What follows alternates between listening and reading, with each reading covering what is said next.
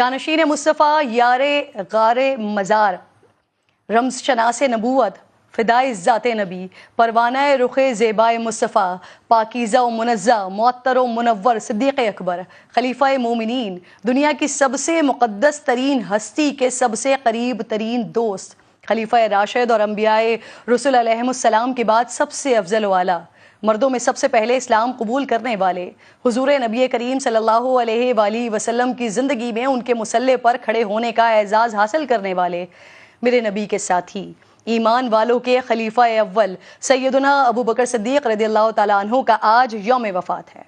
हुजूर नबी करीम सल्लल्लाहु अलैहि वसल्लम ने इरशाद फरमाया, अगर मैं किसी को अपना खलील बनाता तो वो अबू बकर को बनाता, लेकिन वो मेरे भाई और मेरे साथी हैं। बकौल इक़बाल, परवाने को चिराग है बुलबुल को फूल बस, सिद्दीक़ के लिए है खुदा का रसूल बस। हुजूर नबी करीम सल्लल्लाहु अलैहि वसल्लम ने फरमाया कि अल्लाह ने मुझे तुम्हारी तरफ मबूस फरमाया तो तुम लोगों ने कहा कि झूठ कहते हो। सिर्फ अबू बकर ने कहा कि आप सच्चे हैं। यही नहीं, अबू बकर ने अपनी जान और माल से मेरी मदद की। जब हक का इजहार मुश्किल हो रहा था तब अबू बकर ही थे जिन्होंने सरेआम ऐलान हक किया। हज़रत अबू बकर सिद्दीक़ रज़ियल्लाहु ताला अन्हु ने नबी से इतनी मोहब्बत की कि उम्र भी उतनी ही पाई, यानी 63 साल।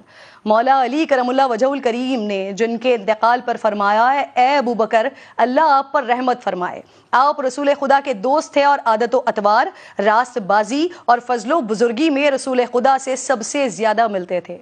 जब रसूल अल्लाह को मक्का से हिजरत करना पड़ी तो उस वक्त भी हम सफ़र सिद्दीक़ अकबर थे, जिनके बारे में कुरान की आयत नाजिल हुई। दो में से दूसरा यही वो सफ़र था जब हुजूर के पाँव ज़ख्मी हुए तो खुदा के महबूब ने जिनके शानों को शर्फ़ कबूलियत बख्शा वो सिद्दीक़ अकबर थे। हुजूर नबी करीम सल्लल्लाहु अलैहि वसल्लम ने इरशाद फरमाया, ए अबू बकर, तुम हौज़े कौसर पर मेरे रफ़ीक हो और तुम गार में भी मेरे रफ़ीक थे।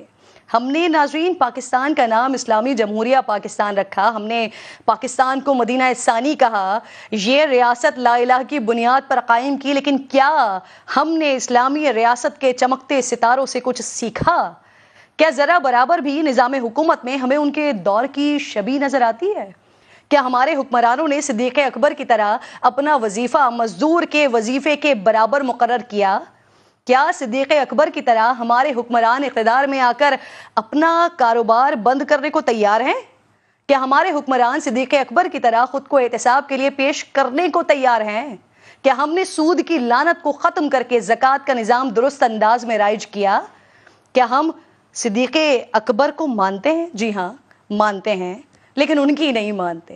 हुक्मरान से लेकर रेड़ी बांध तक उनकी तारीफ करता है, ताज़ीम करता है, लेकिन तकलीद करने को तैयार नहीं है। अगर हमें दुनिया फ़ानी में अपना मकाम वापस चाहिए, रियासतों के आगे हाथ फैलाने के बजाय अपने पैरों पर अगर खड़ा होना है, एटमी ताकत का भरम रखना है, तो हमें सिद्दीक़ अकबर से लेकर अली उल मुर्तज़ा तक रसूल खुदा के चारों यारों की सच्ची तकलीद करनी होगी।